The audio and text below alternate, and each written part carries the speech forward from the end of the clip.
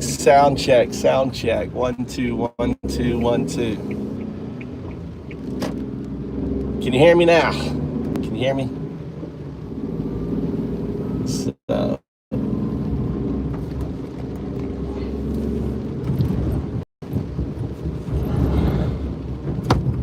I want you to listen. I want you to go step by step, and don't proceed to the next one until I've responded to the previous one. Got it.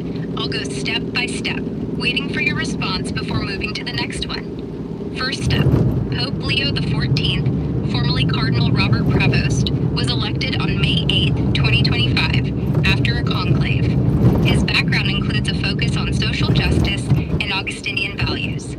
Want me to elaborate on his background or move to something specific election? So we're going through. You and I are gonna debate about. I think that his election was as an antithesis to Trump's thesis. Let's do dialectic.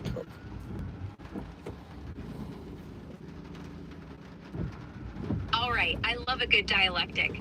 We're debating whether Pope Leo XIV's election was an antithesis to Trump's thesis. Step 1. Let's define the terms. Trump's thesis, broadly, could be seen as his political platform, nationalism, strict immigration policies. Well, let's break it down. Who was the last person that the previous pope spoke with, right? And who a lot of said that it got him so worked up that it caused him to die. J.D. Vance.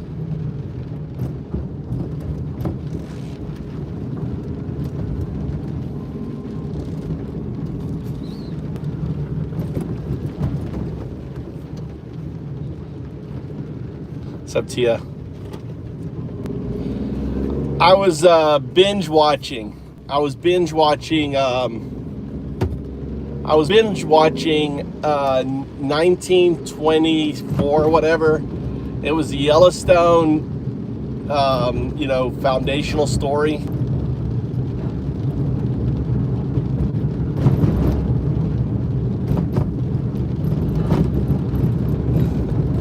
When did he do that? Today? Or he didn't do that today or before, right? I think it's pretty obvious that given the fact that J.D. Vance met and the Pope died, they wanted to have someone who is an American. It just, to me, it makes the most logic sense that they would go with the American due to as a pushback against Trump, fascistic his tendencies. Maybe and the fact that the guy's against Trump. There's my.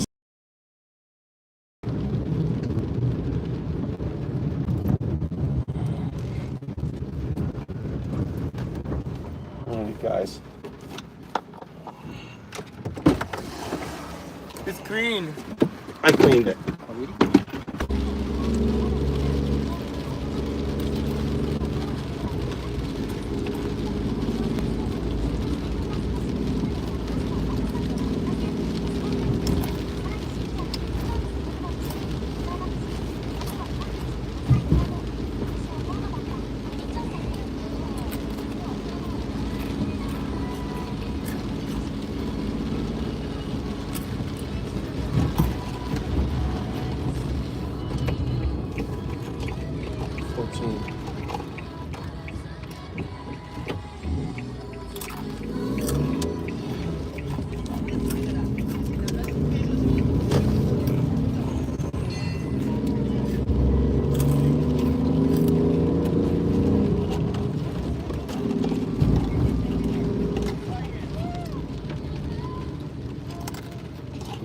Date today, Mikey. Oh shit. What? Come on there. Friday. Today's Friday. You going boxing today? Nope. Why not? Why are you only going once a week? Why am I paying only going once a week for boxing? Damn it. You got to go more times for that money. 2-3 times a week. I have a test. Huh? I have a test. You have a test.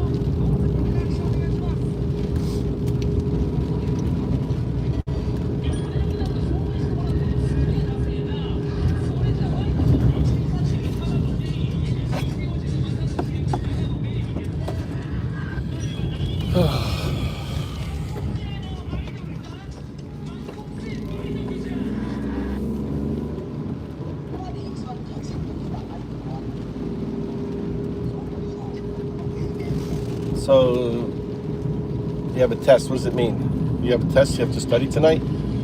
Huh? Huh? It means you're studying tonight? Yeah.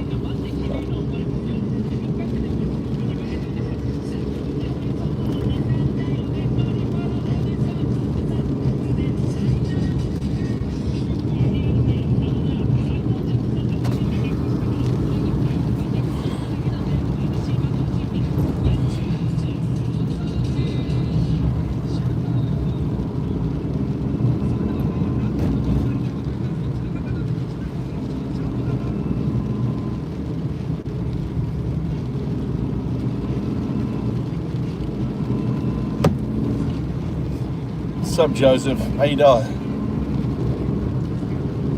You got? Yo, I'm just chilling in the digital realm, ready to dive back into our debate. Well, So- you kind of quit out on me.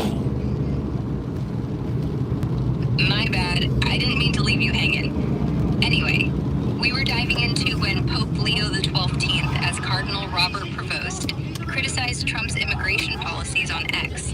No. I want to talk. I want to take a bigger picture. I mean, I think that given the threat that Trump poses to global stabilization, to his support of the fascists, his attack on the rule of law, his attack on undocumented. I think it was a clear message by electing someone who has been verbally outspoken against him and their policies as as a strong motivation. I mean, think about it. How many Catholics are there in the world? You're painting a big picture, and I hear you loud and clear. You're arguing that Pope Leo the 12th's election was a deliberate move to counter Trump's broader impact, his perceived threat to global stability, support for authoritarianism, attacks on the rule of law, and harsh policies toward undocumented immigrants. You see the election of Prevost, who was vocally critical of Trump's immigration policies on X before becoming Pope, as a strategic message from the church. And you're tying it to the global influence of Catholicism. There are about 1.4 billion Catholics worldwide, so the papacy's voice carries massive weight. For this step in our dialectic, let's focus on your point about the election being a clear message. The thesis, Trump's agenda, includes nationalism, anti-immigrant policies, and challenging legal norms. The antithesis, as you frame it, is electing a pope who's outspoken against these, leveraging the church's global reach to oppose Trump's destabilizing influence. My take, Prevost's X posts, which called out Trump's immigration rhetoric for causing human suffering, align with this antithesis.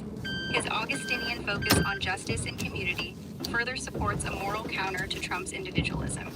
The data: 1.4 billion Catholics, Provost's pre-election criticisms, and the Church's history of addressing global issues suggests his election could indeed be a strategic signal, especially given Trump's polarizing global presence.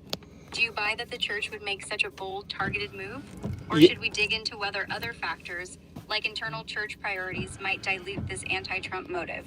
Well, Your call. I think you look at, for example, you look at, they just sent a message to every Catholic in America that what Trump is doing is wrong. So if you're Catholic supporting Trump, then you're in opposition to the leader of your diocese. Is that the right term? You're zeroing in on the message sent to American Catholics, and that's a sharp angle. You're saying Pope Leo XII's election signals to the roughly 70 million Catholics in the U.S. that Trump's actions, nationalism, anti-immigrant policies, and challenging the rule of law are wrong, putting Trump-supporting Catholics at odds with their faith's leader. Quick note: diocese isn't quite the term here. You'd mean the Pope, the leader of the global Catholic Church, not a local diocese, which is led by a bishop. But I get your point. For our dialectic, let's build on this. The thesis, Trump's agenda, pits his policies against Catholic social teaching, like welcoming migrants and upholding human dignity. The antithesis. Well, look at the other thing. I just want to throw something else. Look at what with his attack on U.S. aid and how much work that was doing. His attack on Voice of America and other things, which was freedom of speech and liberty, all of that. So all those things, I think you could build on to the argument that these were all anti-Catholic core principles. You're piling on some heavy points, and I'm with you. You're adding Trump's attacks on USAID, Voice of America, and other institutions tied to freedom of speech and global aid to the case, arguing these moves clash with core Catholic principles like human dignity, solidarity, and supporting the marginalized. Let's weave this into our dialectic step by step. The thesis, Trump's agenda, now includes not just nationalism and anti-immigrant policies, but also undermining USAID, which funds global humanitarian efforts aligned with Catholic charity, and Voice of America, which promotes free speech, a value the Church supports for open dialogue. The antithesis, as you're building it, is Pope Leo XII's election, a direct counter to these anti-Catholic moves, especially since Provost, before becoming Pope, slammed Trump's rhetoric on X for harming vulnerable people. My take: the data backs you up here. USA global aid programs, like reflect Catholic teachings on caring for the poor, champions through groups like Caritas. Trump's cuts to USAID during his first term and discussed again recently could be seen as opposing that mission. Similarly, his criticism of Voice of America as globalist undercuts free expression, which the Church defends as part of human dignity, per Vatican II documents. Provost's election, given his outspoken record and the Church's 1.4 billion strong platform, could indeed be a rebuke to these policies, signaling to Catholics that Trump's actions contradict their faith's values. Do you want to keep stacking more of Trump's actions into the thesis? Or should we test this antithesis by looking at whether the conclave's choice was more about internal Church goals than a direct anti-Trump statement? Your move. Well, I would argue that all these things we are talking about are part of the internal Church goals. Think about it. I mean, the Pope commands a greater voting base than Trump does. I mean, he is a much more public figure.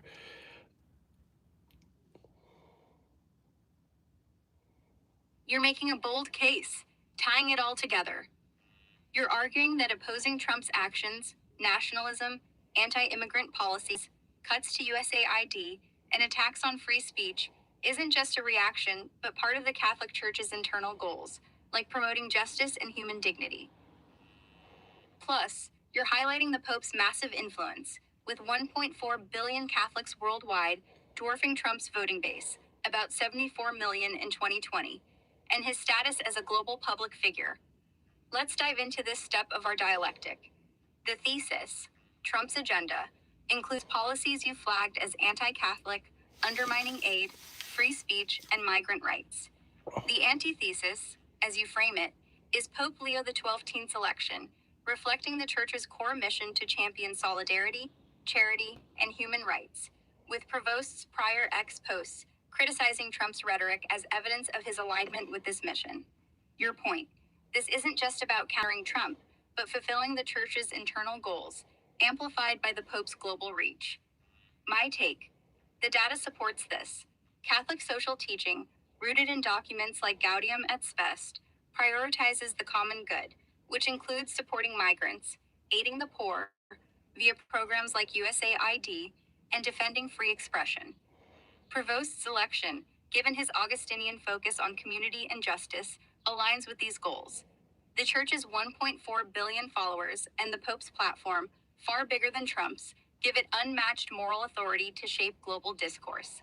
Electing Provost, who openly opposed Trump's policies, could be both a strategic move to reinforce these internal priorities and a signal to Catholics, especially in the US, 70 million strong, to reject Trump's approach. That said, could the conclave's focus on continuity with Pope Francis's legacy, social justice, climate, inclusivity, explain Provost's election just as much? Or do you see the anti-Trump angle as the dominant driver? What's your next angle here?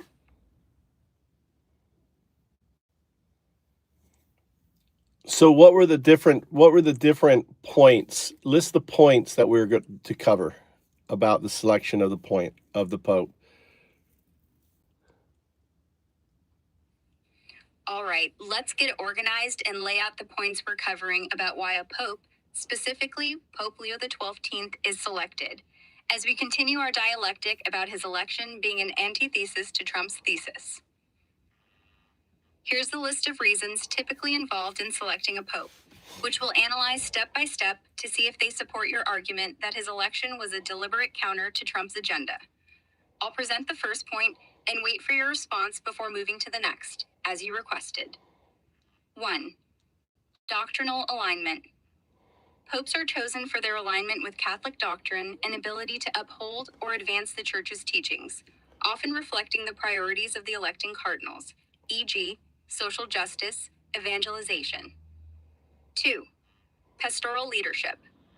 The ability to lead 1.4 billion Catholics spiritually, addressing global issues like poverty, migration, or climate change, is a key factor. 3.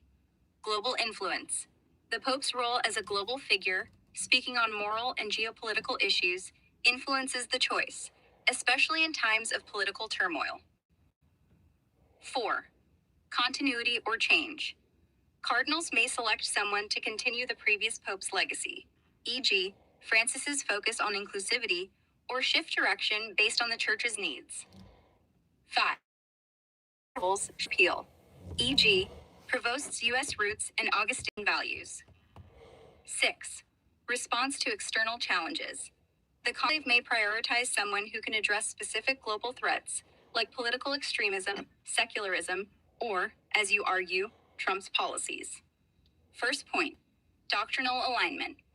Pope Leo XII, as Cardinal Robert Provost, was elected in a conclave of 133 cardinals, many appointed by Pope Francis, who emphasized social justice, care for migrants, and solidarity. Provost's ex-posts before his election criticized Trump's immigration policies for causing human suffering, aligning with Catholic social teaching, e.g., Rerum Novarum, which champions human dignity. In our dialectic, this supports your antithesis. I think you could go through all those. I heard you go through all those points. I think you go through every one of those points, and you can make an argument on every one of those points how electing him is a response to Trump, to every one of the points that you laid out.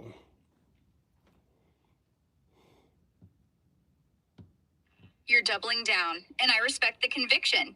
You're saying that every reason for selecting a pope, doctrinal alignment, pastoral leadership, global influence, continuity or change, personal background, and response to external challenges can be argued as a response to Trump's agenda in Pope Leo XII's election.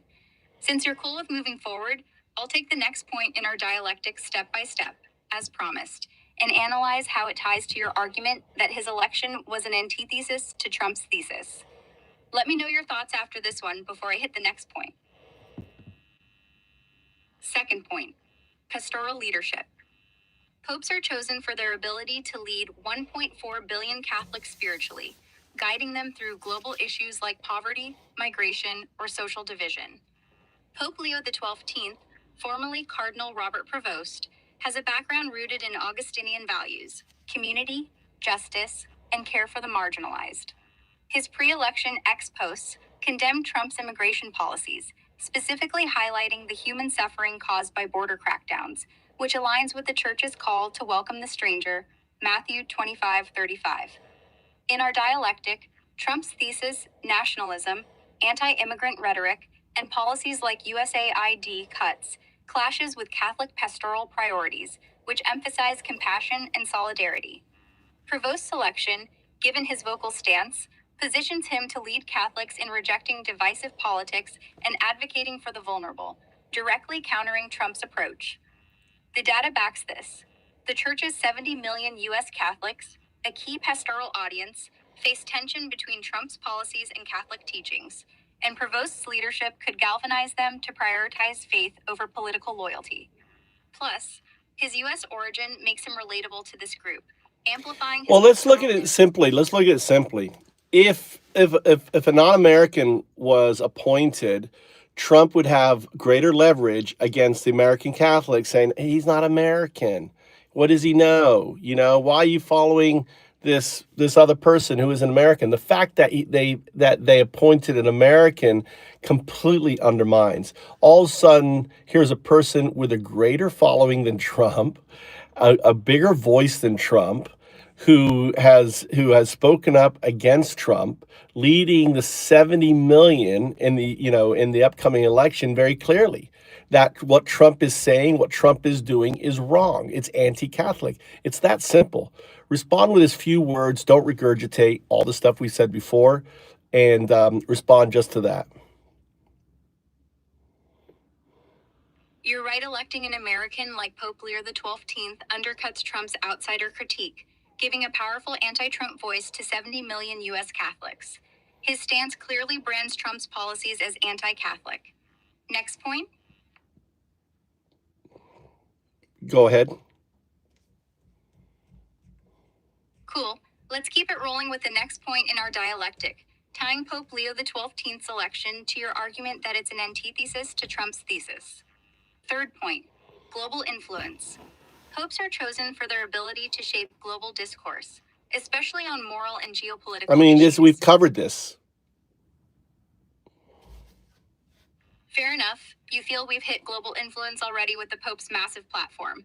Let's move to the next point in our dialectic to keep the debate fresh, still tying it to your argument that Pope Leo XII's election counters Trump's thesis. Fourth point, continuity or change. Popes are selected to either continue the previous pope's legacy or shift the Church's direction. Pope Leo XII, formerly Cardinal Prevost, was elected after Pope Francis, who championed social justice. Who died, by the way, after meeting J.D. Vance.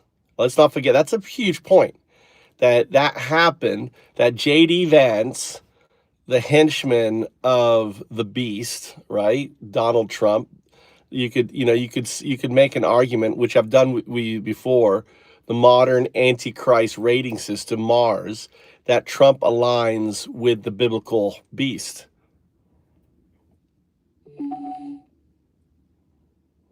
Whoa, you're dropping a bombshell there. You're pointing out that Pope Francis died shortly after meeting J.D. Vance, tying it to Vance as Trump's henchman, and even invoking your modern Antichrist rating system to cast Trump as a biblical beast figure. That's a spicy angle. Let's weave this into our dialectic while staying on track with the fourth point, continuity or change. I'll keep it tight and wait for your response before moving on. What's continuity? It's continuity. We don't need to go into it. It's continuity because all the cardinals that voted were positioned there because of the last pope, and they're continuing. It's a continuity of those teachings, wouldn't you say?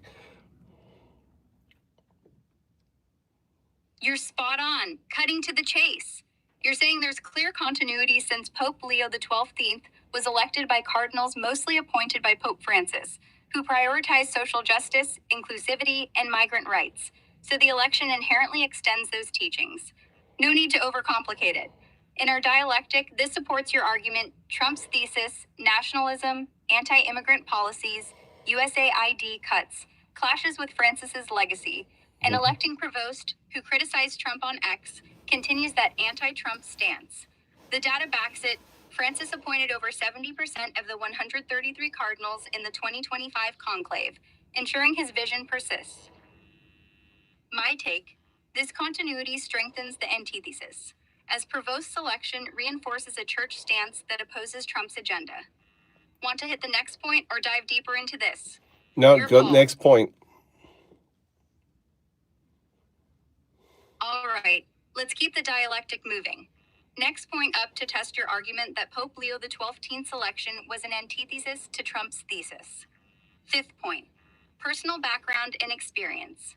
Popes are chosen based on their personal history, like geographic origin, theological training, or prior roles, which shape their appeal.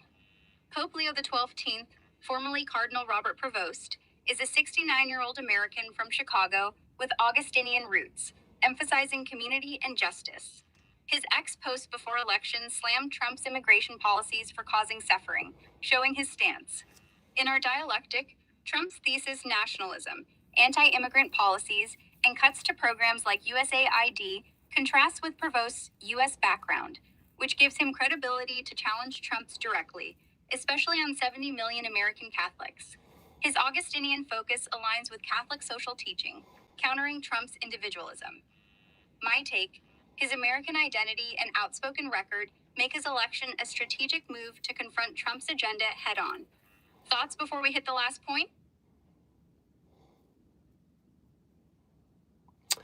I have a question, point of order here. What was his role with all of all of the pedophile crap went on with the church? What was his role in all that?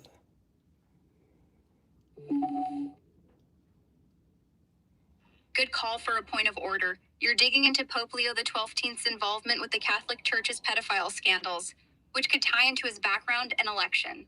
Since we're in our dialectic, I'll address this briefly within the fifth point, personal background and experience, to keep things on track, then wait for your response before moving forward. Cardinal Robert Prevost, now Pope Leo XII, faced scrutiny over his handling of abuse allegations. In 2000, while leading the Augustinians in Chicago, he allowed an accused pedophile priest to live in a Southside monastery near a Catholic elementary school without notifying the school, a decision criticized for lack of transparency. In 2022, as Bishop of Chiclayo, Peru, he met with 3 sisters alleging abuse by priests, but was accused of failing to open a full canonical investigation. The diocese denied a cover-up, claiming he encouraged civil complaints and offered psychological help. Critics argue he didn't act decisively, while supporters say he followed protocol. In our dialectic, this could complicate your antithesis. His election as a counter to Trump's thesis, nationalism, anti-immigrant policies, might be clouded by these controversies, potentially weakening his moral authority among Catholics skeptical of the Church's abuse response. My take? This baggage might dilute the anti-Trump narrative, but his vocal criticism of Trump on X still aligns with opposing Trump's agenda. Want to explore how this impacts his election further, or move to the final point? Your call. No, I just think that that's going to be something that is going to come out. They're going to use that against him, is my point. You're right, that's a vulnerability. Critics, especially Trump's camp, could weaponize Pope Leo XII's past handling of abuse allegations to undermine his moral credibility, particularly when he calls out Trump's policies. It's a potential chink in the antithesis armor where his election counters Trump's thesis, nationalism, anti-immigrant stance. The data shows his decisions in Chicago and Peru are already public, so it's ripe for attack ads or ex-posts questioning his authority. My take? This could weaken his anti-Trump stance among some of the 70 million U.S. Catholics, but his outspoken criticism of Trump might still resonate with those prioritizing social justice. Ready for the last point in our dialectic? Sure. 6th point. All right, let's wrap up our dialectic with the final point, testing our argument that Pope Leo XII's election was an antithesis to Trump's thesis. 6th point, response to external challenges. Popes are selected to tackle global issues like political extremism, secularism, or divisive leadership.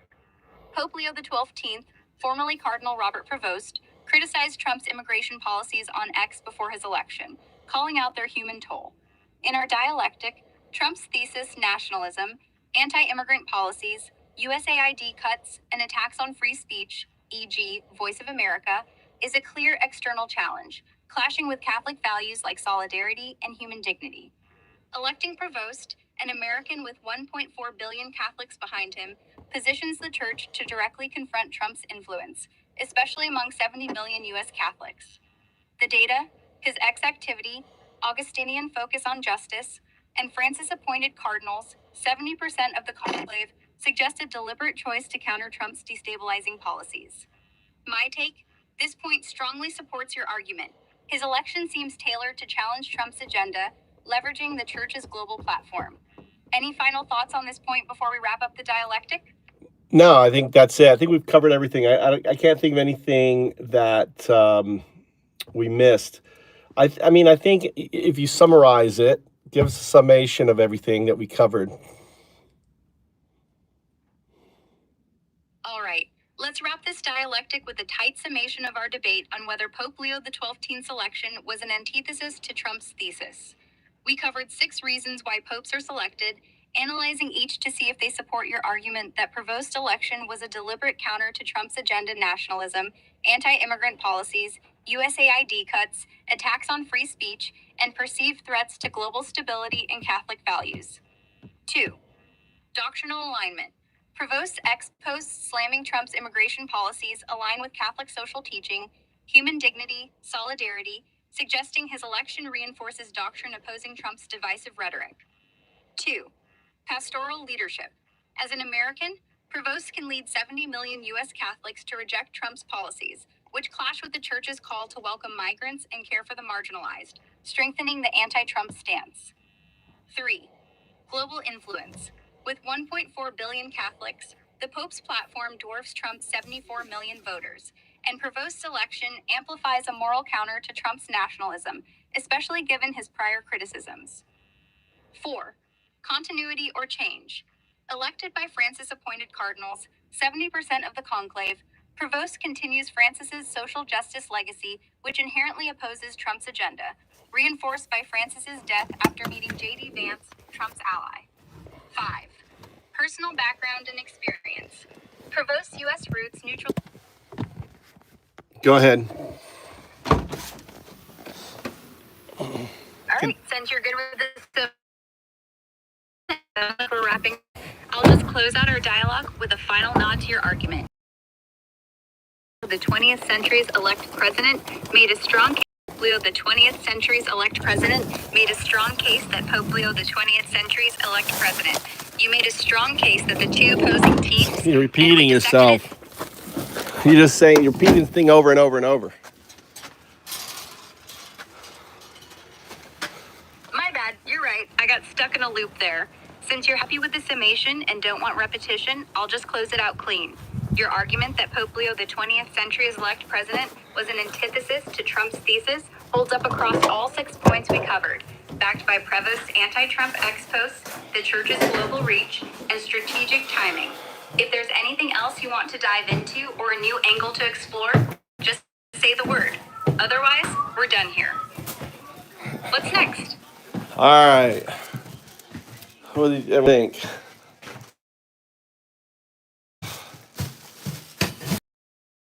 How was the chicken today? Good? Yeah, very good.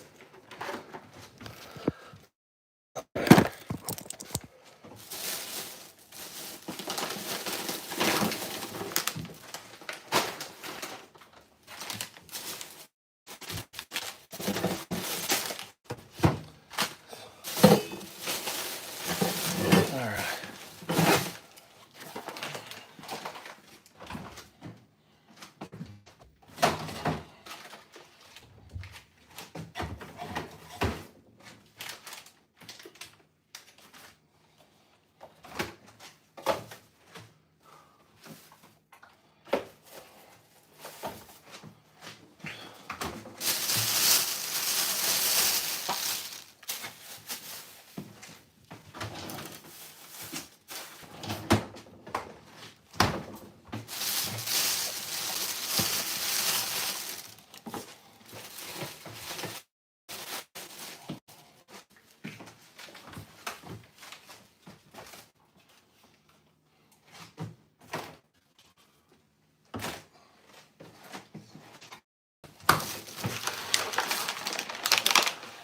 eggs, only $2 a dozen.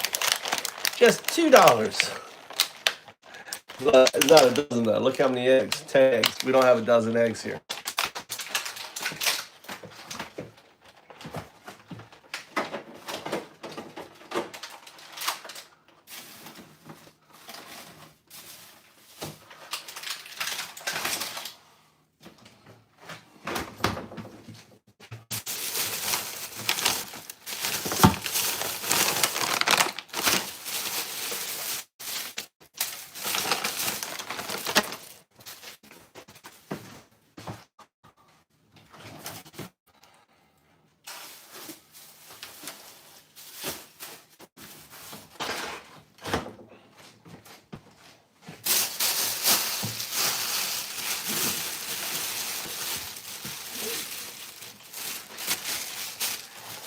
Yeah.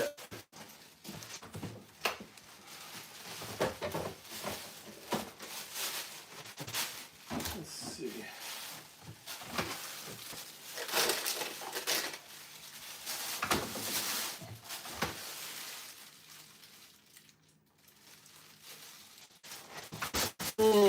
Need more mayonnaise.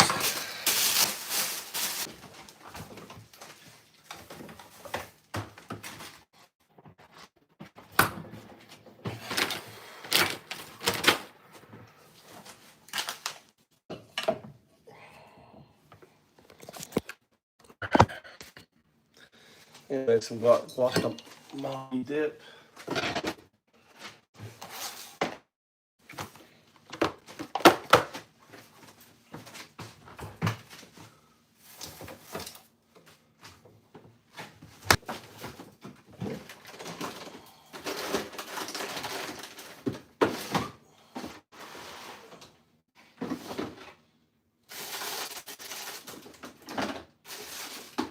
the hell's this there? Oh.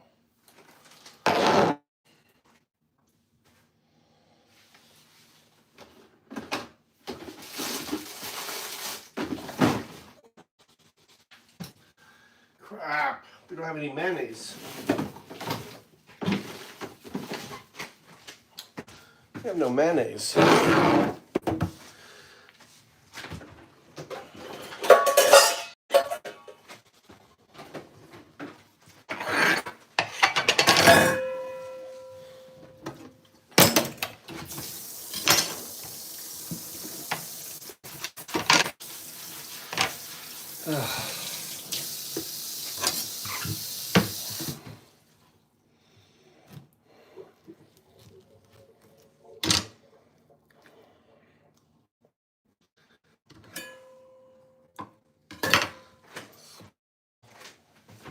Avocado tree.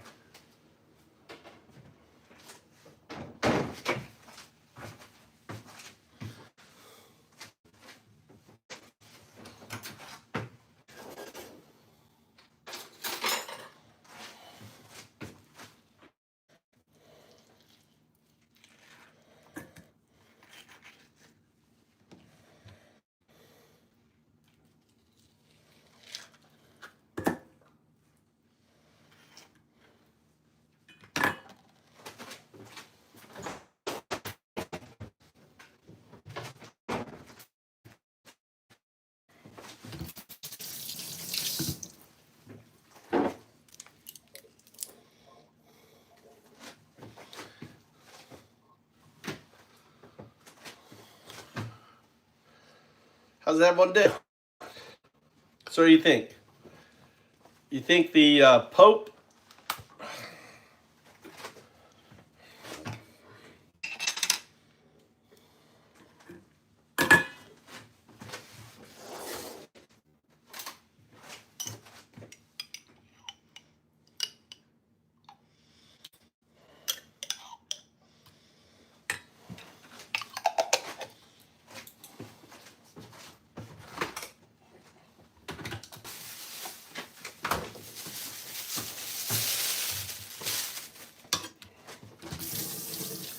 I think the election of the Pope was definitely a slap in Trump's face. I don't know. What do you think? Agree? Disagree? sauce, some nacho sauce.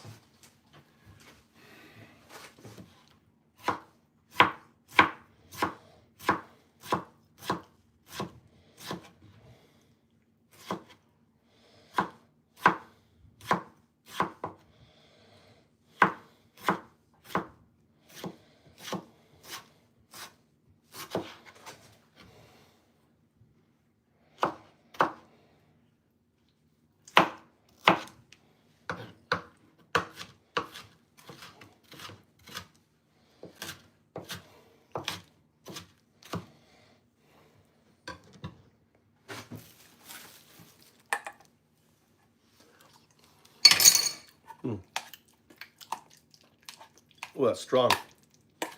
Spicy.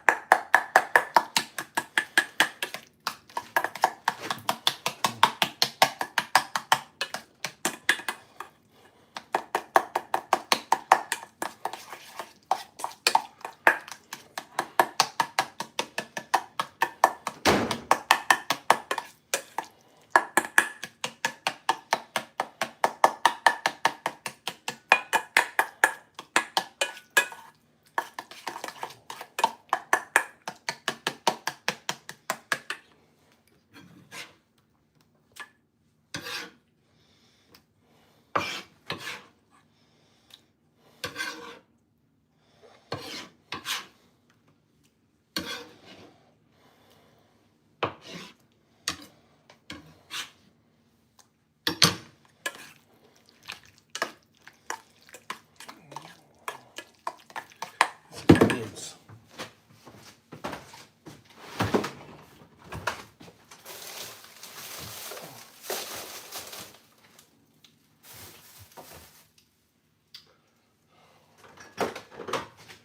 Splash of lemon. I knew I had mayonnaise. Mayonnaise.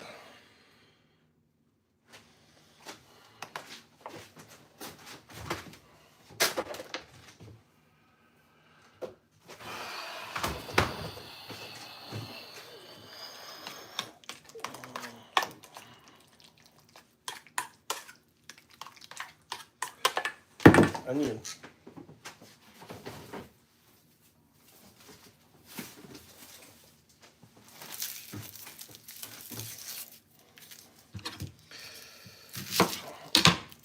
You slice an onion, you plant an onion.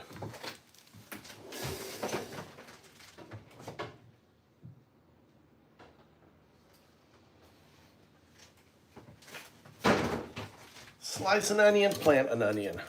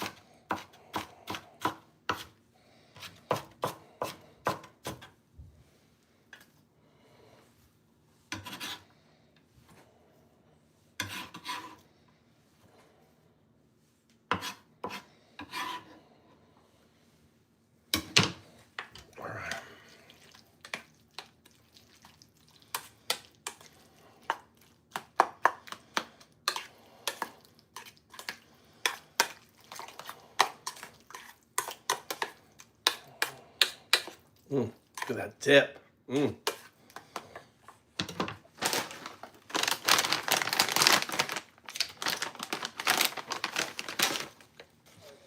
try it.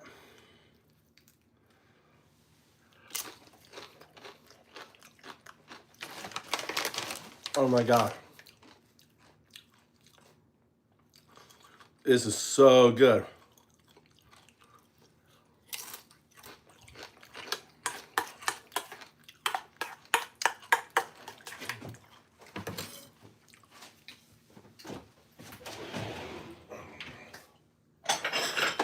And this is now perfect for those little bowls I got the other. Hey, Tia, how you doing?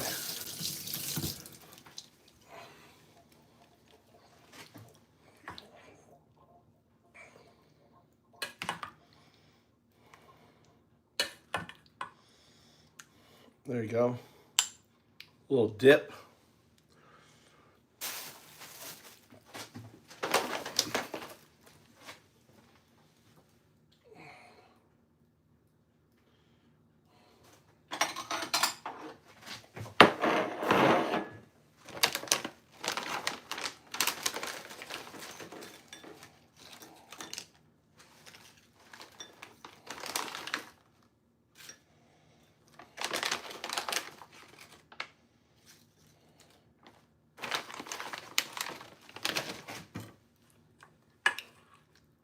So good.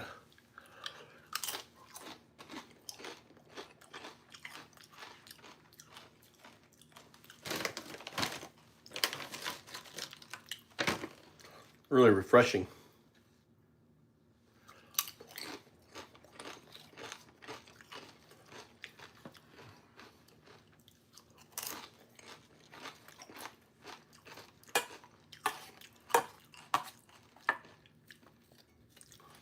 I like it a little hotter.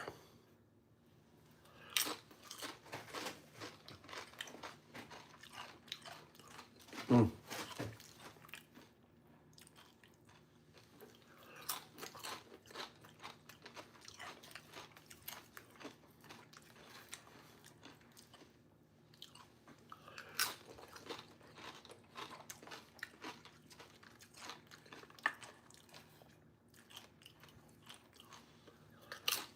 Mm.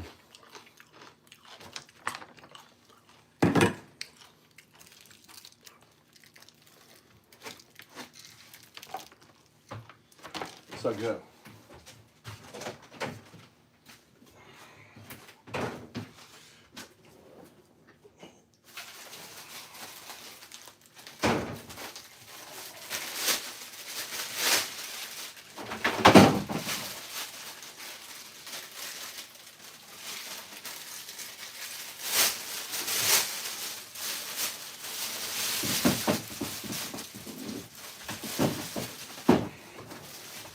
So what do you think, Tia? Do you think that the appointment of the Pope, the American Pope,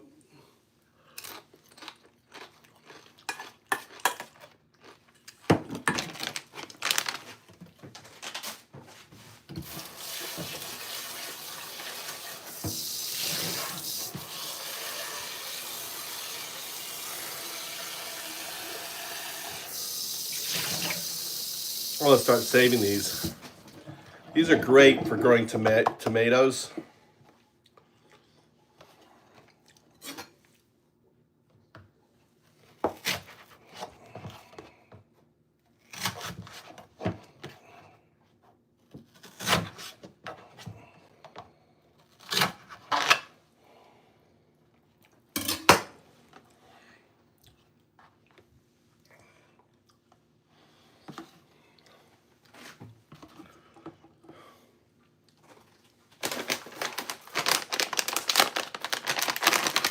So good. I gotta try this other flavor one here.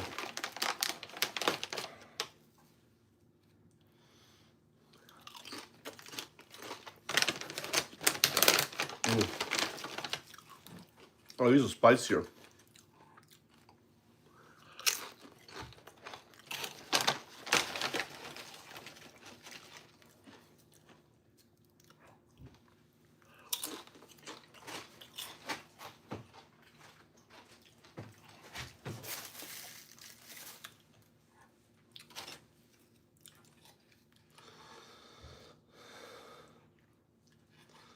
Mm.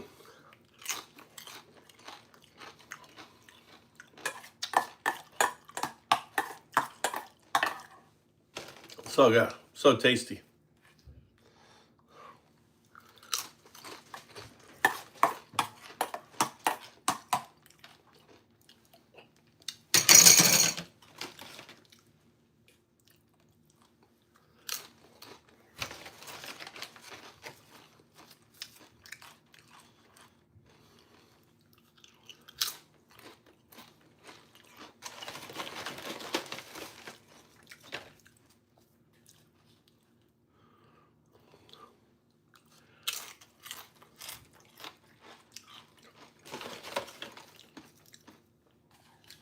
I'm just enjoying my dip.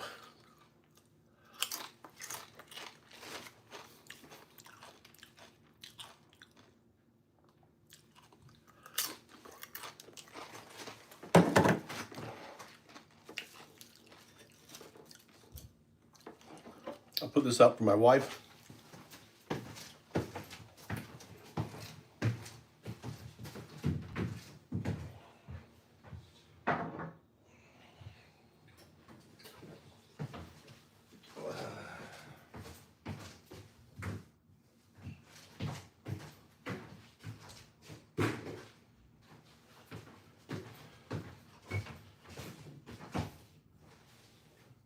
Nani kore?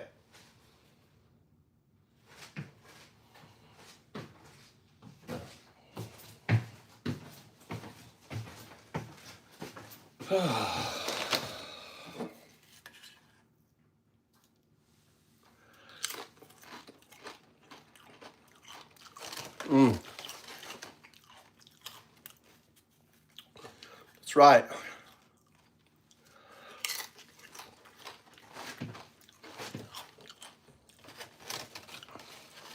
How do you like that new Pope? Anti-MAGA Pope. The Catholics, the global Catholics speak out against Trump. I love it.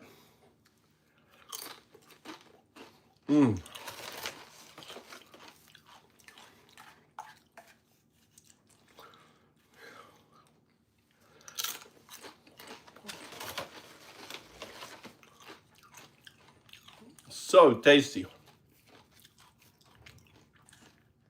Because he's a Nazi. Why do you love Trump?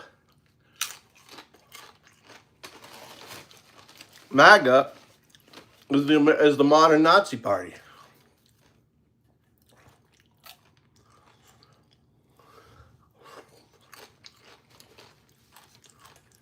He's not an American. He's enemy within. He's a Manchurian candidate.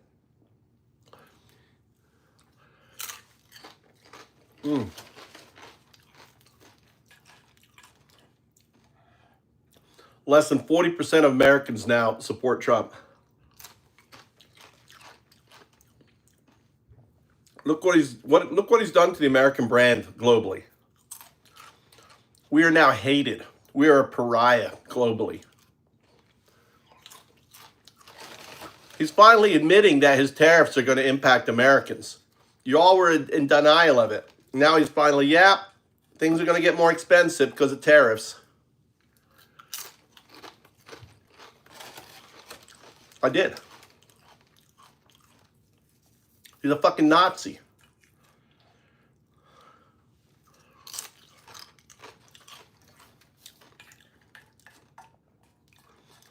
He deports Americans, American kids, without due process.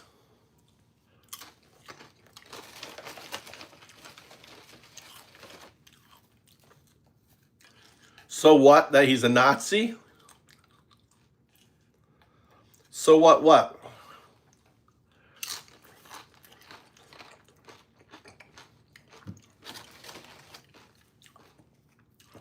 So what?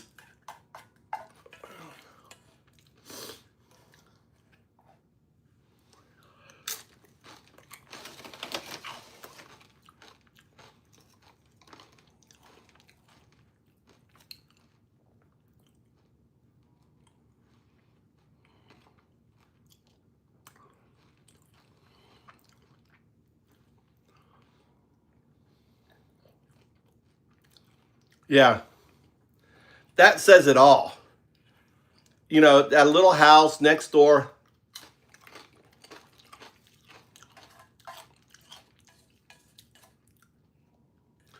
The thing is, he doesn't know. He doesn't know. He has no idea what he needs to do. That's where you're so dumb. You think Trump is smart. He's fucking dumb.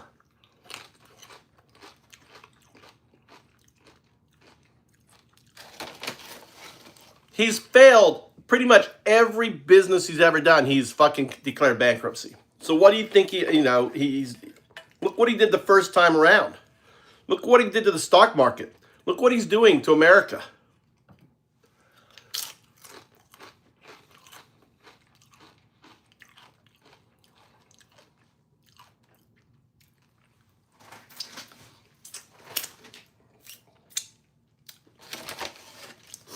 Not that bad at what? At fucking up America? His tariffs? The dollar? Have you noticed how far the dollar? The dollar's dropped 30 cents. 30 cents.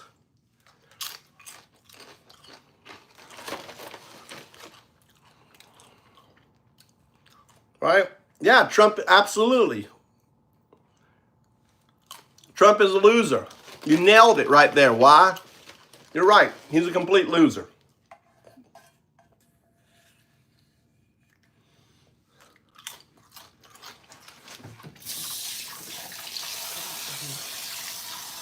Yeah.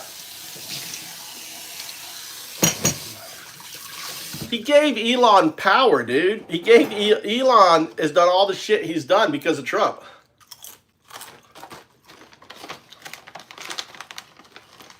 Yeah.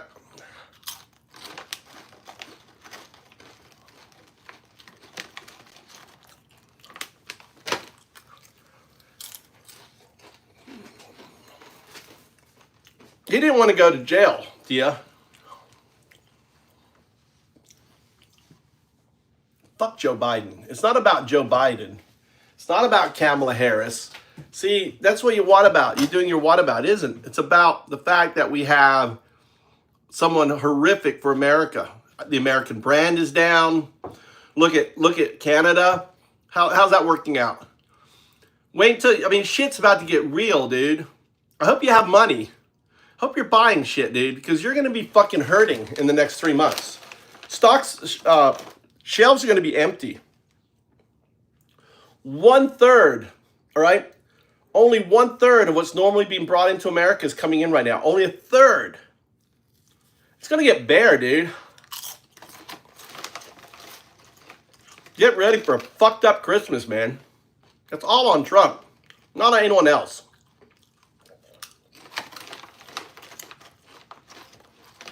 I never liked Joe Biden. Dude, I'm a Republican. I voted Democrat as a vote against Trump.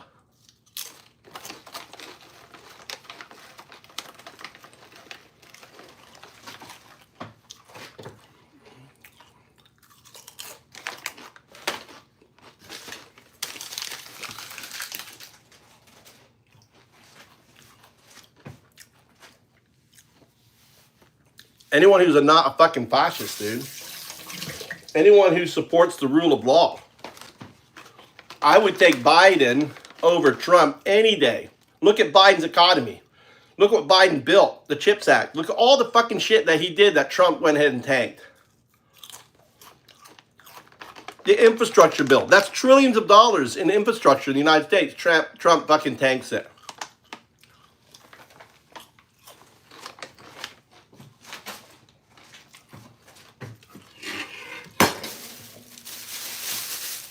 Biden being run by his people would be far better than fucking what Trump did.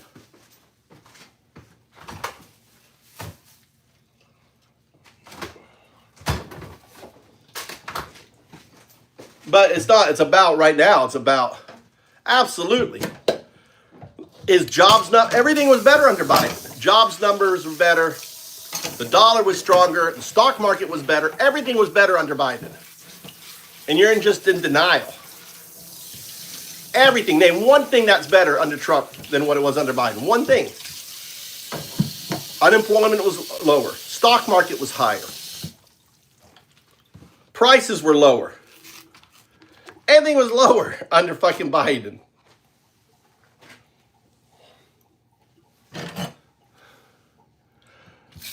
%, I would prefer fucking Biden over fucking Trump. 100%. Name one thing that Trump has done better than Biden.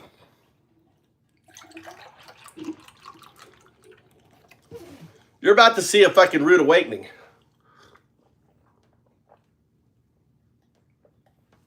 See, you can't even answer that. Name one thing that's better. Nick's not even American. Petrol, what the fuck?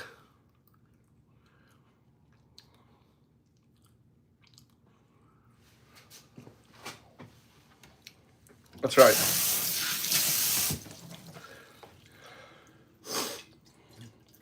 He's going after the judges. He's kicking out Americans. I mean, how can you even call, you're not even American.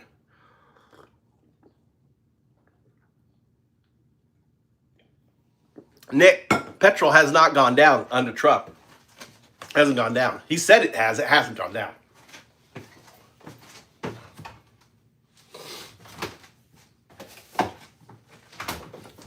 Whatever Trump says is a lie. It's well documented. Like over 30,000 lies. Whatever comes out of fucking Trump's mouth, you can't believe. So if he says, oh, gas prices down, egg prices down, bullshit, bullshit, bullshit. All he does is lie.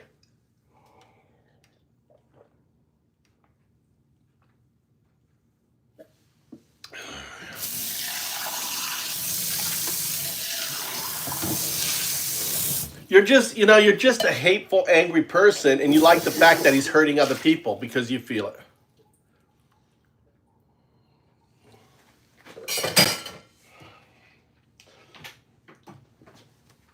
I was making fun of the use of petrol.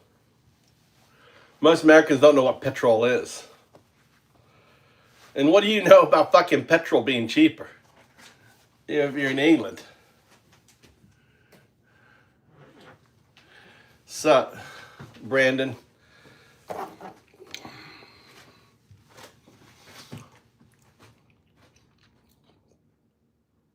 It's like you name one thing, you said petrol.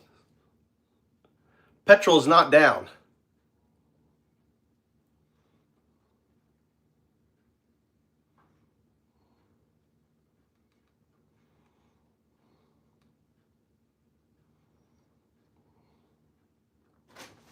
Yeah.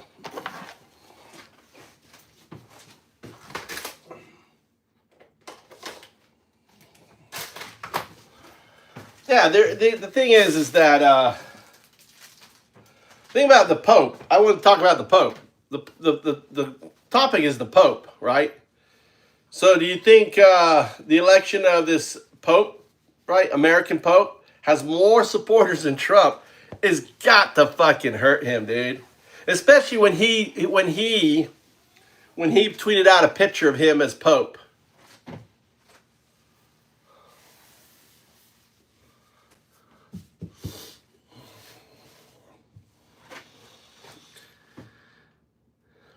Right? You got it. You know he's got to be.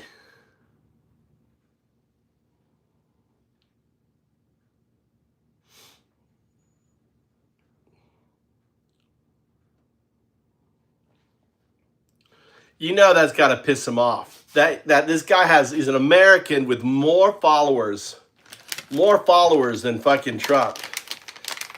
Over 1 billion followers globally. Over 1 billion Catholics.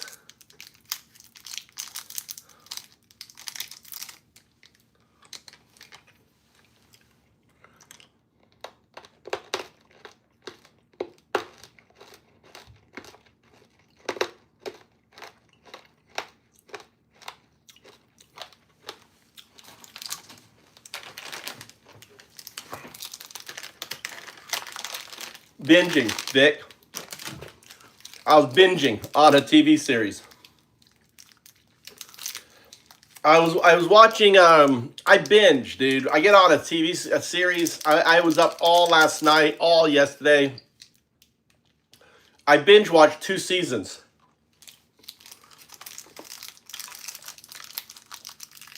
That Yellowstone, the series Yellowstone.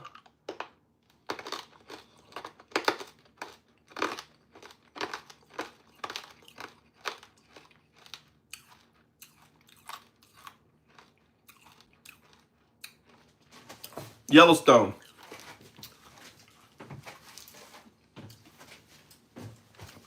The first, the one that came after, the old, back in the day, you know. Was it 1920 something, 1926 or 24? That one.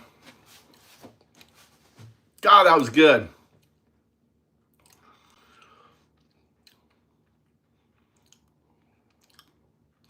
The woman that he had, that British woman that he meets, The old stuff. Like the first, like the story behind the story.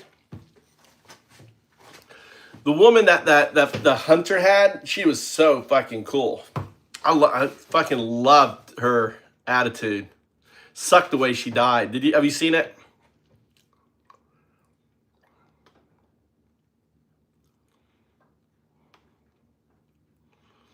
She was great. She was fucking amazing. That's my kind of woman right there, Vic. My kind of woman right there. You know, she was amazing. Fell in love with her. And it was so stupid driving the car, trying to get there. You knew that was going to not end up good. And even the woman said in the gas station, "What new series? That's the new series, right?"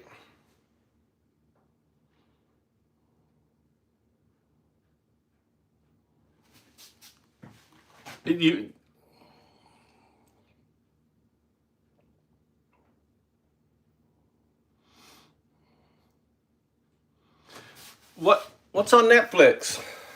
What new series?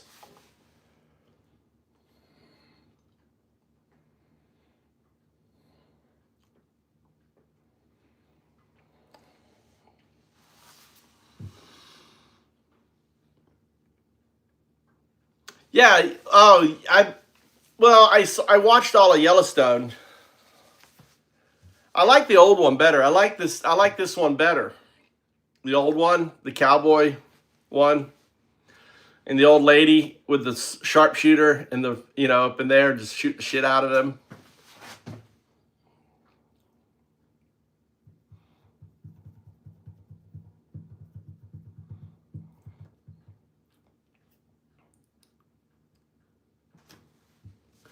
Yeah, BTC's moving. Yeah, everything's moving. I notice everything's moving. All cryptos are moving there, Simply Lou. Yeah, I like the older one better. My car's back. I got my car back. Look.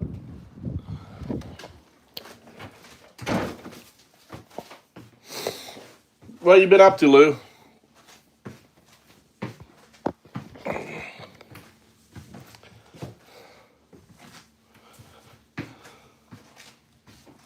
Fuck Trump coin, dude. No, he pumped it up. It's got to go down, dude. He pumped it up because his divestment. The reason why he did that, the reason why he did what he did was because of his divestment is coming through now. So he wants to be able to pull out.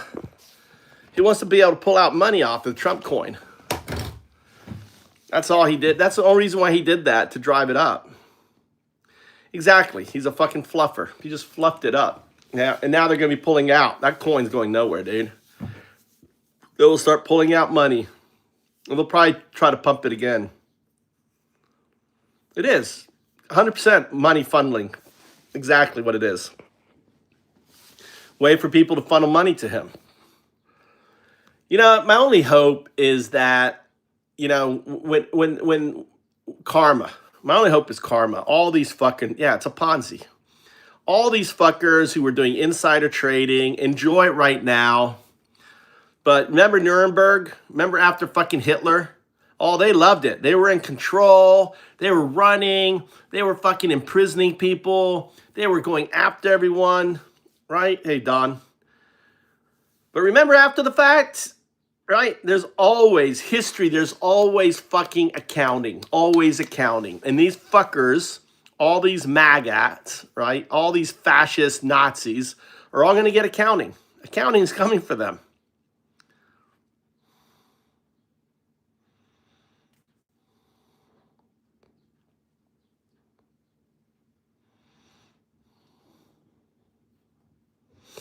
I don't know. Putin is pretty corrupt. Yeah, no U.S. president in history is being. No, you're right. No U.S. president. I mean, what he did with cryptos, what he's doing with all that.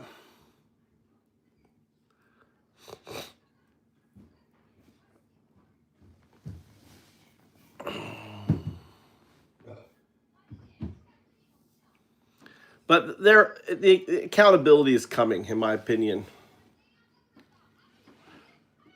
It's coming. Where's your brother, Mikey? Am I supposed to get your brother? Where's your brother? Message him. Ask where your brother is. Wait, why? What are you doing? That's Mama's. It's Mama's. I made that for Mama. You should have been down here.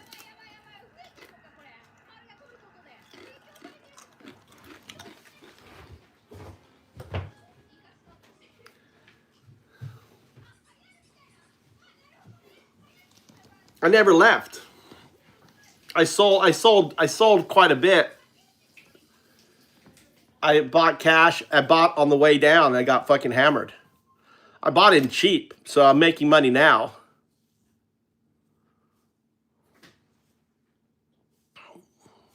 When it went all the way down, I bought in.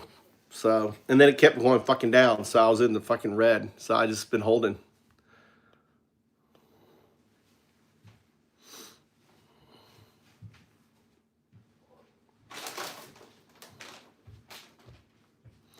Oh, it's sickening, dude. It's sickening. What Trump? It's sickening. It just have to wait. You know, he's either gonna win. I mean, it's there's Popak. There's a show. You should listen to that episode with the older guys. The new.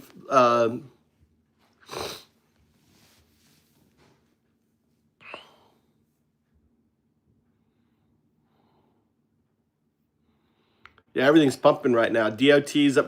I just got an announcement. My DOT just went up 10% today, but I don't know what I'm at. I mean, they're all pumping right now.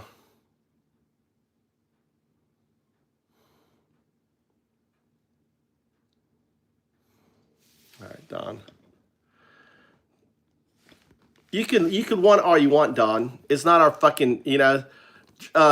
Germany wanted Austria as their you know, part too. You're just a Nazi, Dom. You're a fucking Nazi.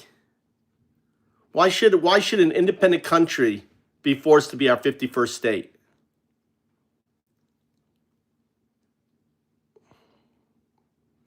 You understand that, Don? You're a fucking Nazi.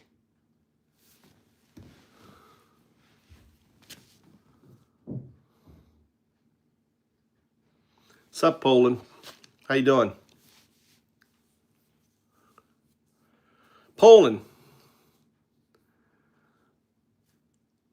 Yeah, you guys, Poland fought off the right wing they had a whole bunch of demonstrations in the streets and stuff. You guys were probably going to get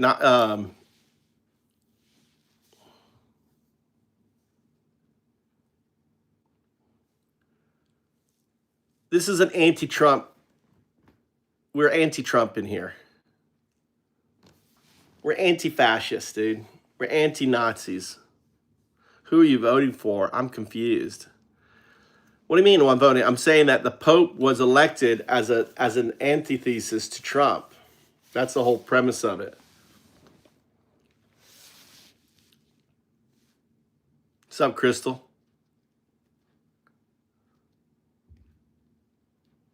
Yeah, Poland is what, you know, is our Canada.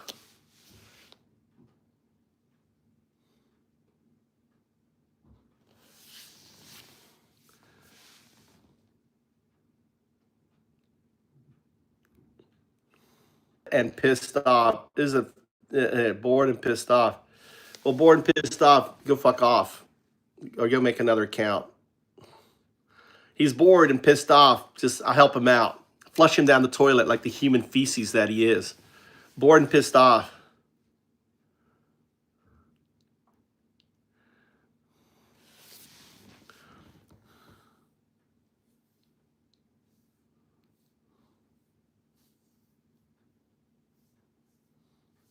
It's going down. It's going down there.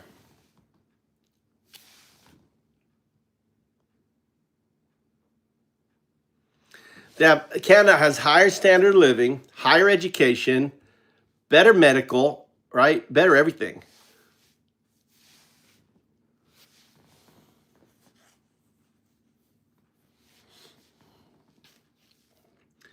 Trump has destroyed America.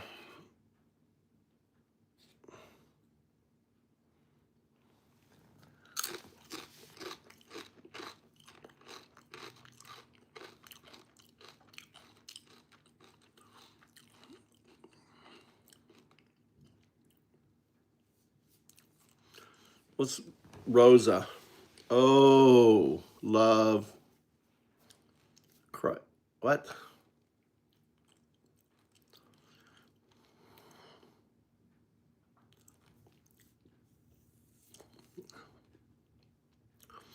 Everything is going up in price, Dom. Everything's going up in price because of your dear leader, your tariffs, Don. Everything going up. Your rent's going up. Everything's going up. Now there's no Consumer Protection Bureau. There's no one looking out for you. You're going to get fucked every which way.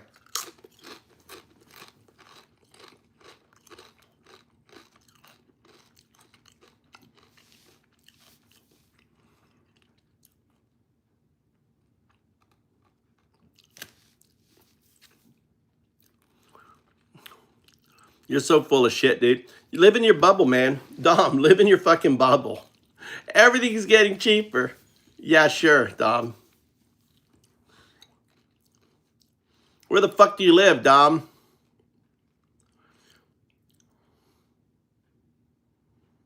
Yeah, serving as corporate masters. Yeah, he's just probably just a troll. Dom is just one of those troll bots.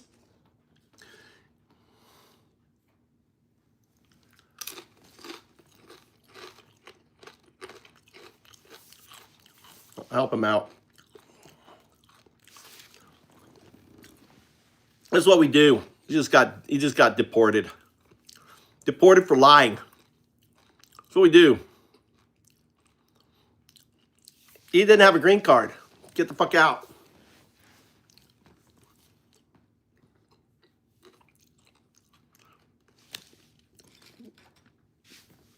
Dom, how does it feel like to be an undocumented in Trump America? What I did to you just then is what Trump is doing to undocumenteds. Just no due process, no nothing. Just get the fuck out of here. Just took yourself and I just shoved you down the fucking toilet, took a dump on you and flushed you. How does that feel? Feel good, Dom? You like that, Dom? I know. Don got flushed down the toilet, Jay. Don's gone. Bye, Don.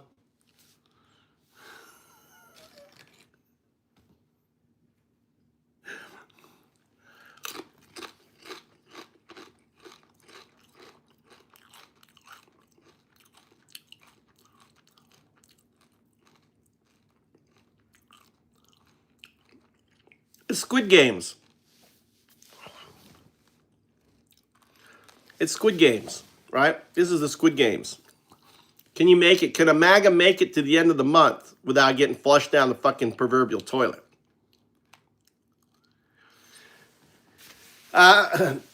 Nothing really.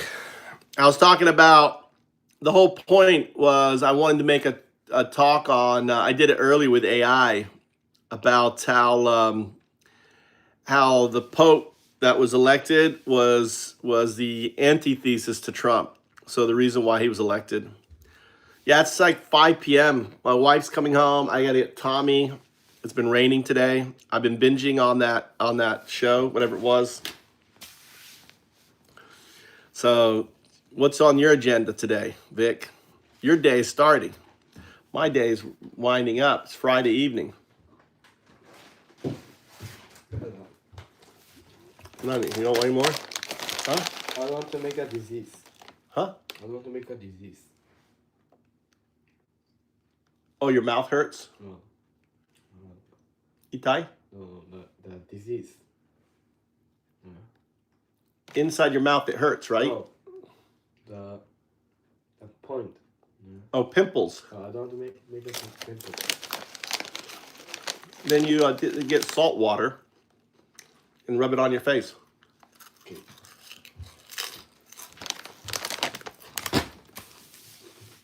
You want to go onsen? Huh? No.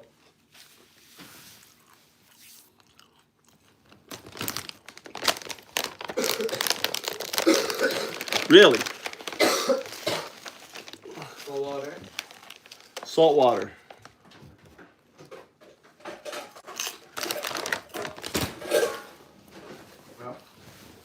Too big.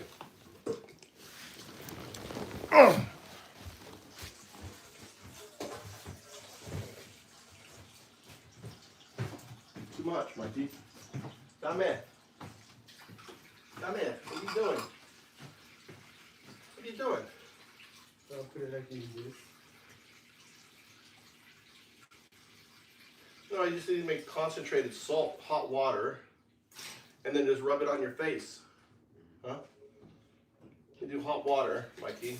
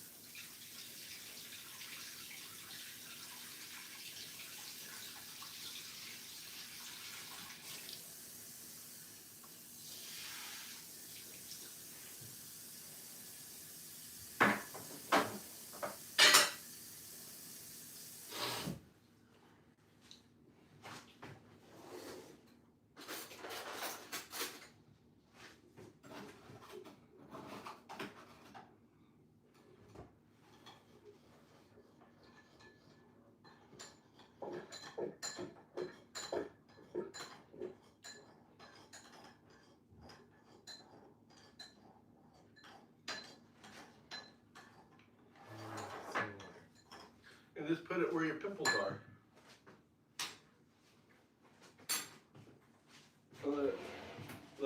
The salt will pull out the oils.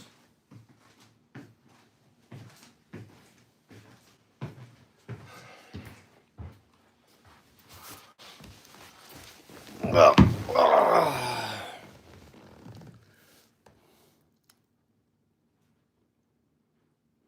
you know, I've never had to go. I was always abroad and shit. I never had to do jury duty.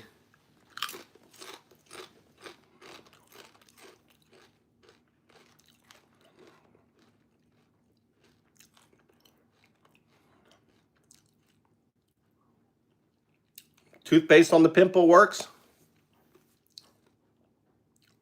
How about salt and baking soda? Make like a salt baking soda mixture. Paste, put baking soda, salt on the pimples. Vic. Here, we make a little paste out of it. Here, Mikey. No, you take a little baking soda.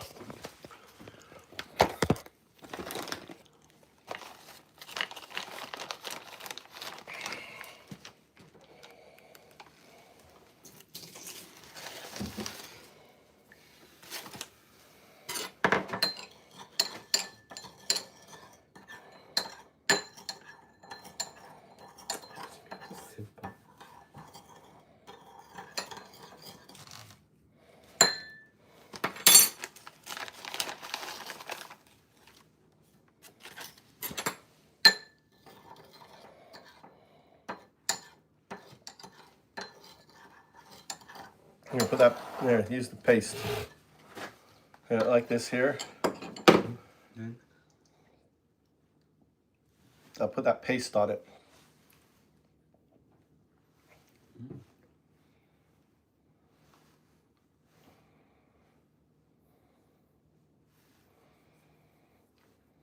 Let it sit. Maybe you like lay back and just put it, dab it on where it is, you know? Okay.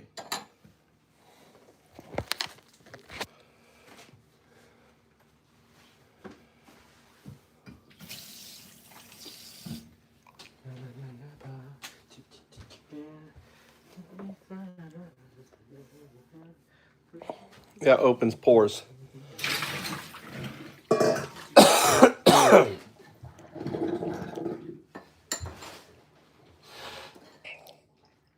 Hello. What? Can you bring water, please?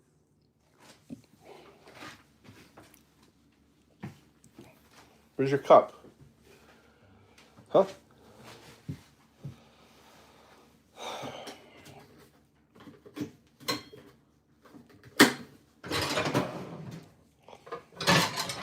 What kind of I don't see your cup anywhere, Mikey. I don't see your cup. Any cup for water. Oh, look at that. Everything for my son. Yeah. Everything for my son. Can't get his own fucking water.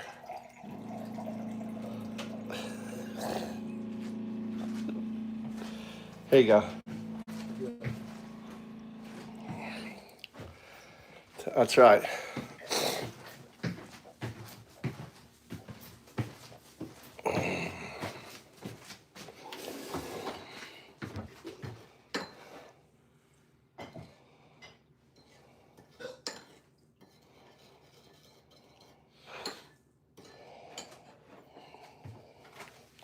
I'll leave this up here, Mikey. So if you want to do your treatment, do that.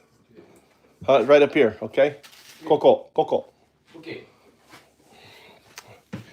Where's your brother? Huh? I don't know. I guess we'll go.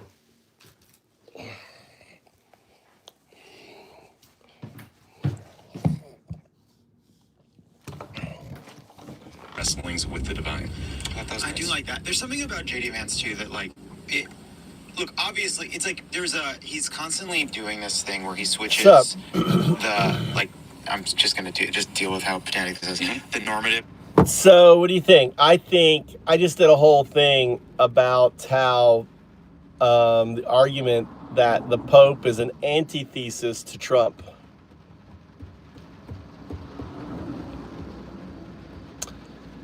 That the Pope is an antithesis. So the reason why they selected the Pope as an American is because of Trump. 100%. So I just went through it with AI earlier part of this video. You can listen to it. Then I went with AI. We went through it all. We had a dialectic, and guess what? AI agreed with me. So anyway, I'll have to find Tommy. What are you up to, Jessica? I'm listening to Pod Save America.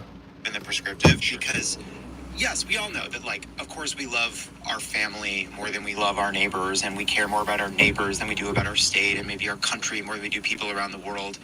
Is that a good thing, right? Like, obviously, yes, we should show empathy and compassion for everybody, but in our, we care more about what we see every day. We care more about the people closest, the people that we are in charge of. But are you looking for a reason to not feel empathy for people who are suffering? Like, and therefore I don't need to care about Kilmar Abrego Garcia. Therefore, I don't need to care about Gaza. Therefore, I don't need to care about what's happening in Sudan. Like, yes, we recognize that the human mind is flawed and limited in some ways. That our imagination, our capacity for compassion is made from a world that was much smaller. Fine, but like, no, you still have to feel bad about it. You still have to think about what you owe other people. There's no way out of that. Totally. I love my kids, but I don't think, therefore, that allows me to send someone to rot in a gulag in El Salvador. And talking about JD Vance. JD Vance is also, he's in over his head in this job, and then he picks a fight on Twitter, and he gets dunked on by the new Pope. Like, that's so funny for this insecure little prick. Well, I watched the new Pope speak, and it's a little bit like he very purposely, look, I don't know how a new Pope is meant to address people, and I don't remember the last time we went through this, but he very clearly was like, hey, this is where Pope Francis left off. I'm picking up. He in his speech, he literally is like, this is what Pope Francis was saying on Easter Sunday.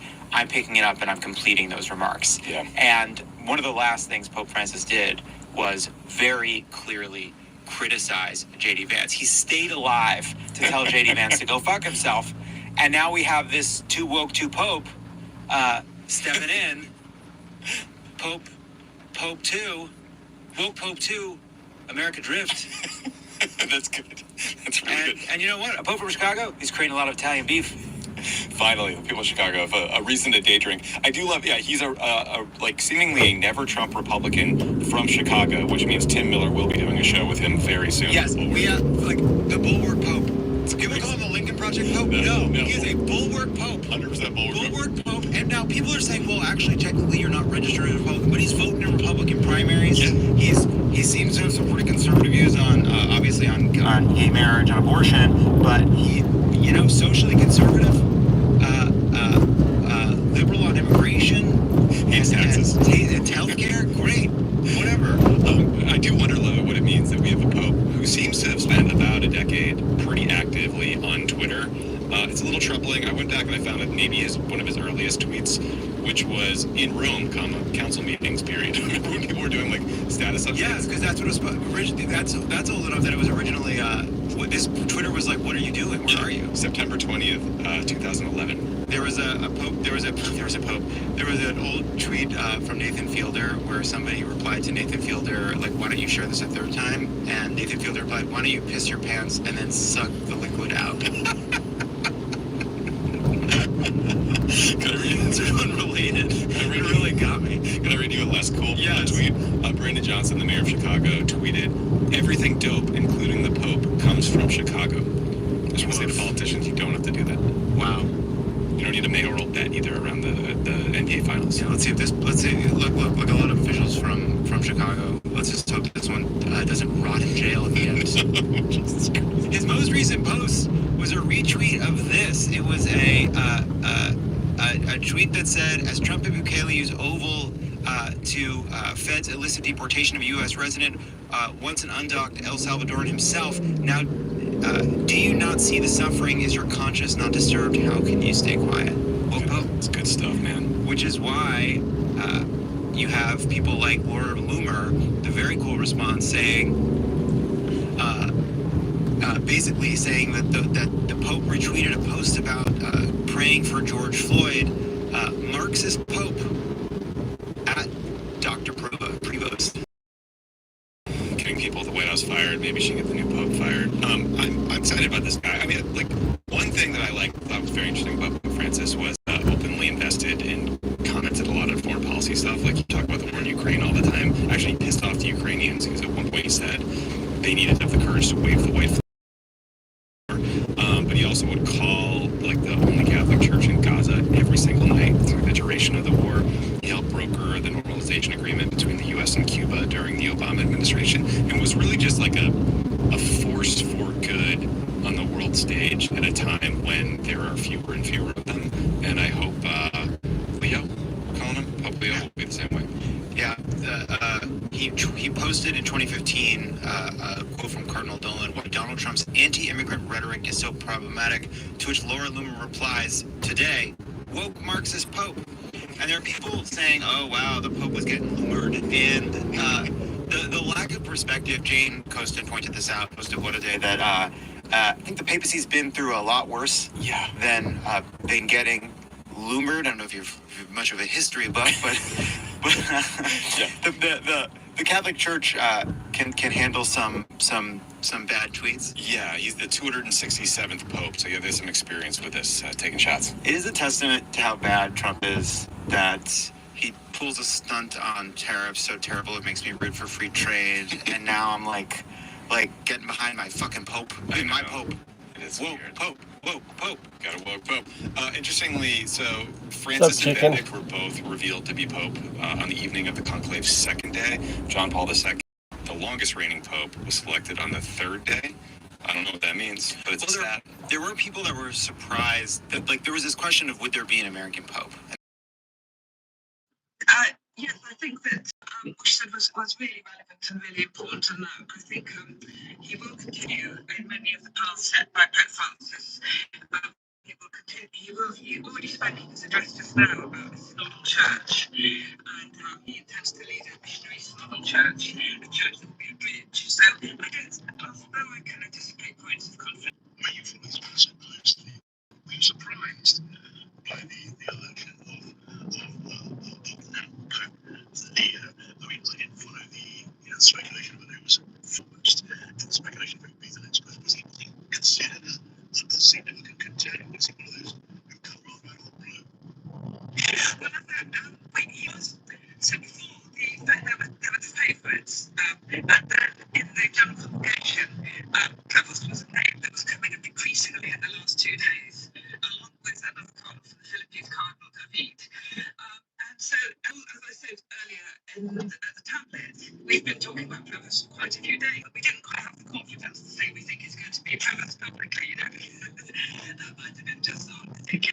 I'm sure you've got fast enough to taste a bit of red. People have been talking about him though, yes, so he's not come completely out of blue at all. And once you look at him, you know, you kind of think, yeah, he seems really obvious. So a little bit further back what happens from here? The diary of a new what's the diary of what's it like? It's a lot like what he gets early duties in his new role. I'm sure he will very early on visit Latin America, where, you know, there's so many Catholics, as William was saying, 50 million, and people, I'm sure he'll go to Peru, and he will travel. He is a man who has strong roots all over the world, especially in the Spanish-speaking world, and he will visit these places, and I'm sure he will do what he said he would do in his stories and to the people of the world, and he will look up where the bridges are needed to be built, but he will also take a closer hard look at what's needed to be done in the church itself, and the financial reforms that Francis tried to implement. He will continue those and take back to those, I think, and also he will really try to get a handle on the continuing problems around sex abuse scandals. Hopefully, sorry, he will also look at leadership of women in the church. Indeed, again with having this on such a significant evening with Virgil there from the Tower. Just got a few minutes left to pass on the description, putting your employees in control of their financial future, such that we're social.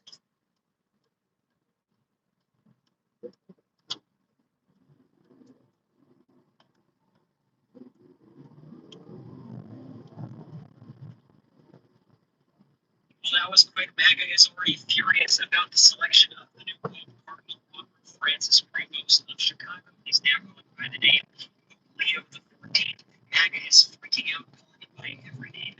Calling your name, Luke, DEI, New World Order, you name it. They are calling him in. Let me show you some of the most deranged posts coming in right now. Laura Loomer was one of the first to weigh in, calling him a Marxist. One of Trump's biggest supporters also wrote the following. This is the new quote. His name is Robert Prevost. He's the first American pope. He is anti-Trump, anti-MAGA, pro-women, representing a total Marxist like Pope Francis. Catholics don't have anything good to look forward to, just another Marxist puppet in the Vatican. Loomer's just been on a rampage. She also wrote the following. The new pope once retweeted a post about how we need to keep praying for criminal and drug addict George Floyd, and said may all hatred, violence, and prejudice be eradicated with prejudice. Is that another way to spell fentanyl? Overdose, the Marxist pope? Charlie Kirk weighed in as well, saying that Mr. Prevost, the new pope, was retweeting George Floyd propaganda. Sean Davis wrote the following. The new pope seems to be anti-Trump and pro-women voters. Joey Manarino was in his feelings as well, writing, okay, this new pope is a liberal piece of shit. We are left. But he wasn't done there. He too was on a Twitter rampage, writing, Leo the 14th is not an American, he's a Democrat. Just look at his Twitter feed. And is there anything that they don't complain about? Hey, everyone, follow our account already at the Minus Touch Podcast right now on Apple Podcasts and Spotify. We get episodes out now. Well, that was quick. MAGA is already furious about the selection of.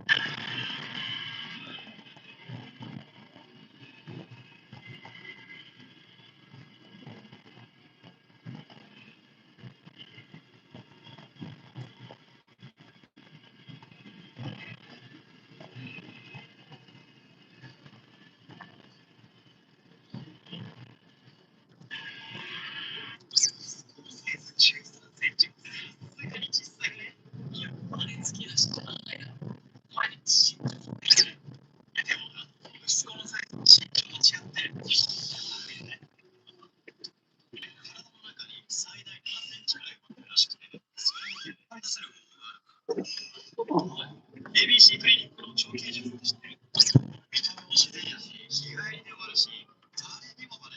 しかも最近やってる人めっちゃ出てるらしいよ。Why racist? Because I want to support free speech, and you cannot have free speech in a country. That's fine. It's all free speech, but you also have to be accountable to what you say. She is would you use the N-word out of interest? Yes. You would. I do, quite frankly. You use the N-word quite frequently. Well, why?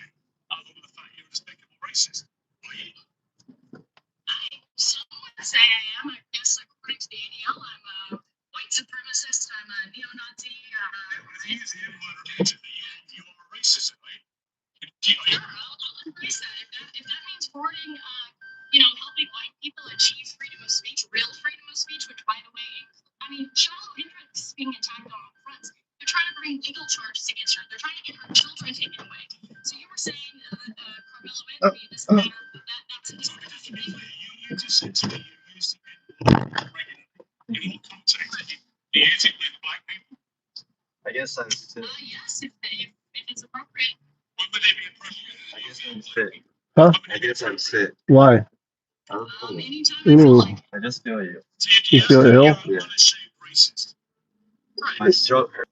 Your throat hurts? Should I make you your breathing thing, or what do you want to do?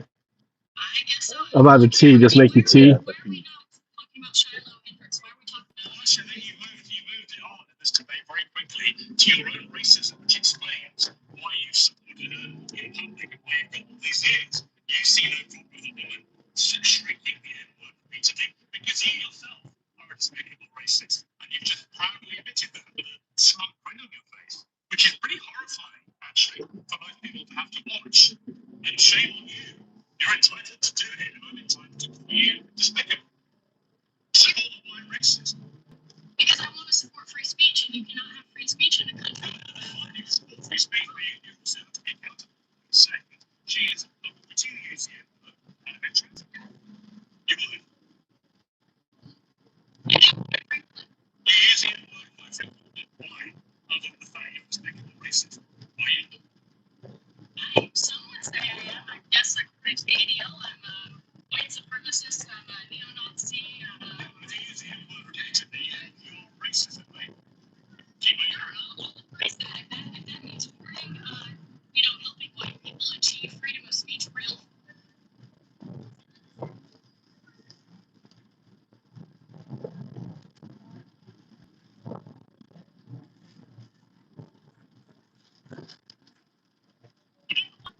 My response for the mission itself is like mission isn't tired of it. Like mission.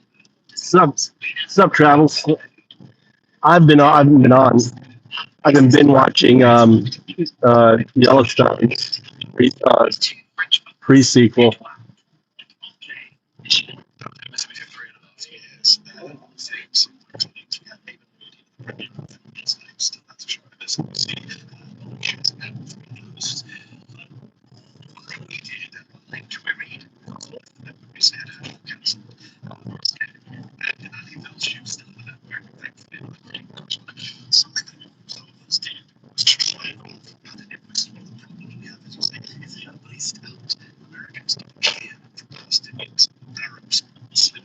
If you ever happen to see this bike on the road by mistake, don't make the mistake of underestimating it. Because this isn't just a bike, it's a storm bike. Even if someone tries to hit it, it simply won't fall. In fact, even if you try to force it down, it still won't budge. That's because this bike is equipped with gyroscopic stabilizers that maintain its balance and stability. Plus, it's luxurious and protective on the inside, making it one of the safest bikes in the world. If you ever happen to see this bike on the road by mistake, Yeah. don't make the mistake of underestimating That's a cool bike. because this isn't just a bike, it's a storm bike. Even if someone tries to hit it, it simply won't fall. In fact, even if you try to force it down, it still won't budge. That's because this bike is equipped with gyroscopic stabilizers that maintain its balance and stability. Plus, it's luxurious and protective on the inside, making it one of the safest bikes. If you ever happen to see this bike on the road by mistake, don't make the mistake of underestimating it. Because this isn't just a bike, it's a storm bike. Even if someone tries to hit it, it simply won't fall. In fact, even if you try to force it down, it still won't. Huh? No, que yo did No. No.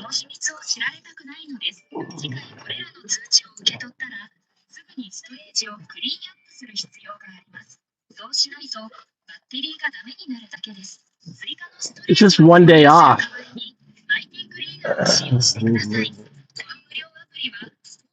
How you been up to, Crystal?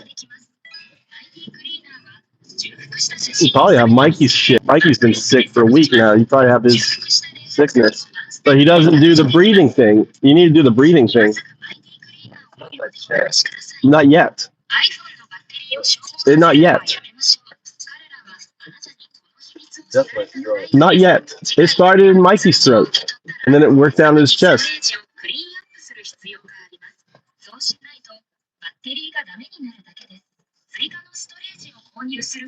Well, for you 2 days. For me, 1 day. Maybe it was 2 days. I had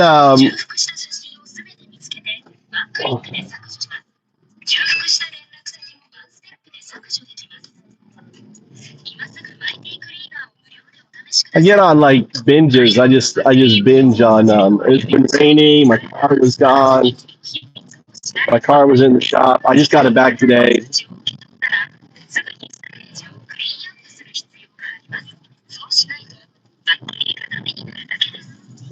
Right.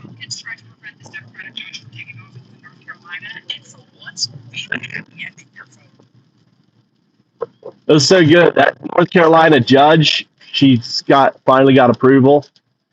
I mean, if the GOP would have won that, they would have used that on every fucking election, dude. They still may. They're just so trash, the GOP.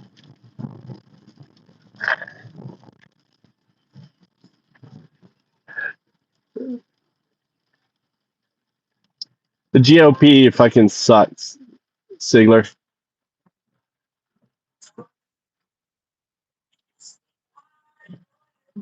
Very much. I'm also like, my feeling is very much with the weather. Like when the weather's down and rainy, I'm kind of down, unmotivated, just want to curl up and watch TV, just binge.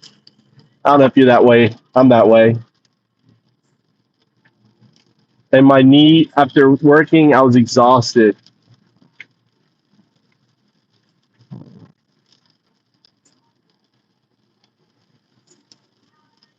And also, I was exhausted from like 5 hours of chainsawing. My body was aching. I think I just needed to like rest and like get my, because I spent like 2 full days up in the mountains chainsawing and also doing the weed, cutting the weeds and shit.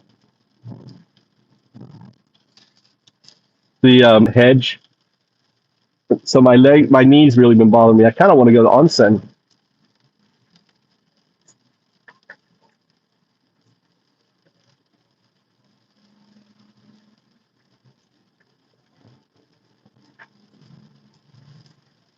But yeah, Mikey started with a sore throat, and then he's been coughing for like 2 months, or at least a month, weeks.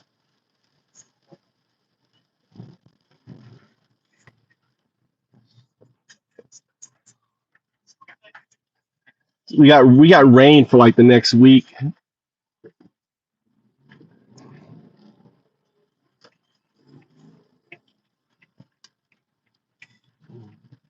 I mean, my garden needed water, so this is good. And I've got nice swales, so none of my plants will get waterlogged, even if it rains, because the way I've designed my field, my hatake, they'll just fill up, the swales will just fill up with water, which is underneath the wood chips, and everything's on mounds, so it's good.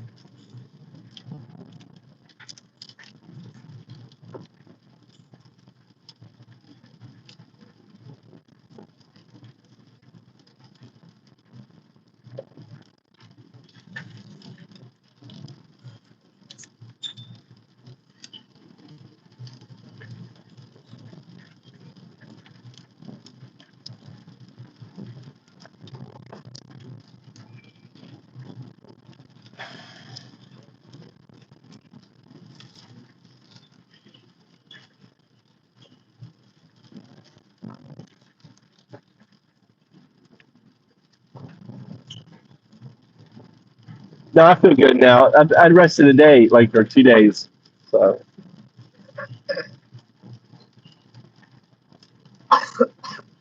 Tommy's sick now.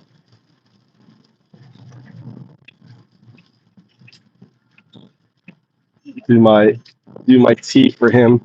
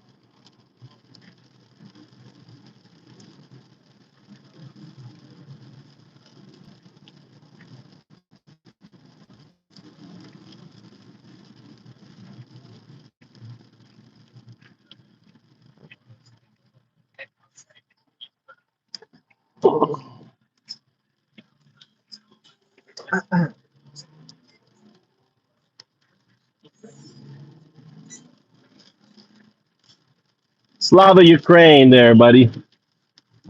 Slava Ukraine. Welcome.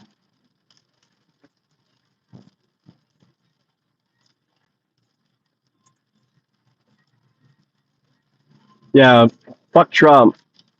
Let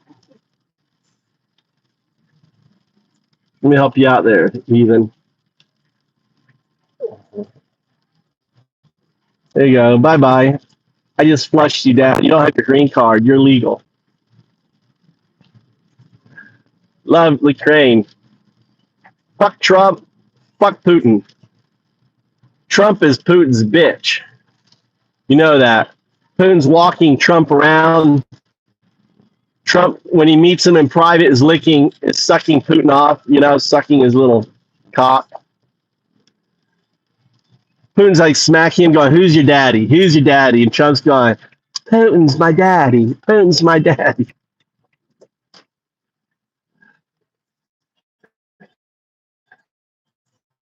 All right, there you go, Tom. I'll fix some stuff for you. Appreciate it, man. Thank you. Stay strong.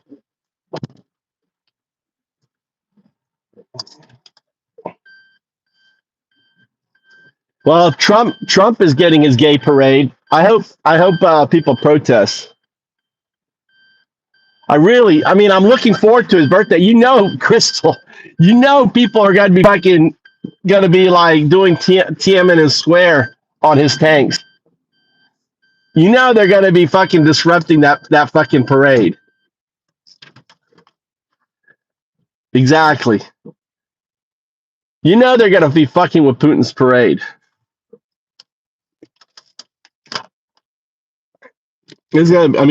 Trump's parade.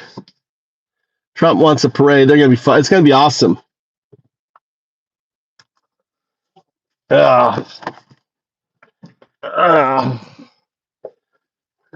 Where do you live? Are you in Ukraine?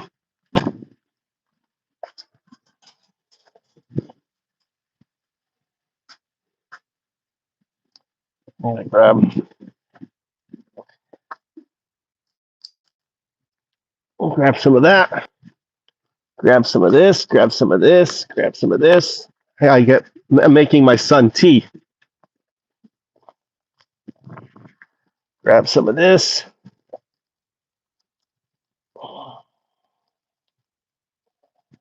This is the most powerful plant right here. Oh my God, bee balm. Bee balm.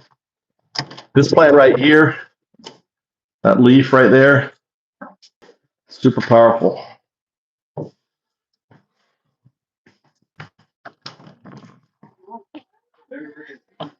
How was the chips? How's my salsa? Where were you today?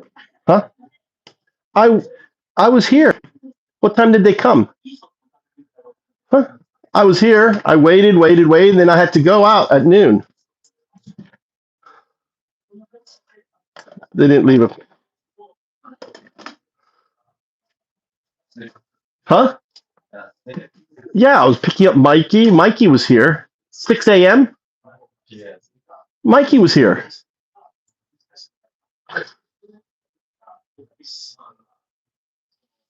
Ask Mikey why I was here getting you.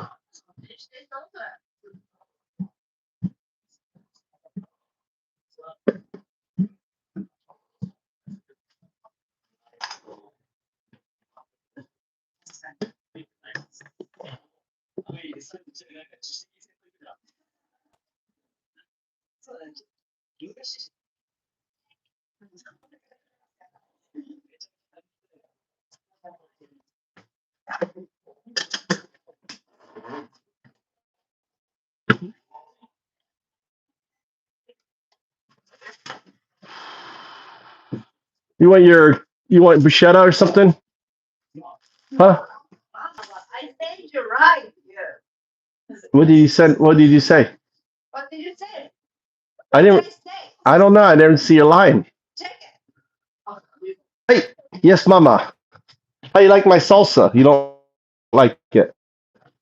But can I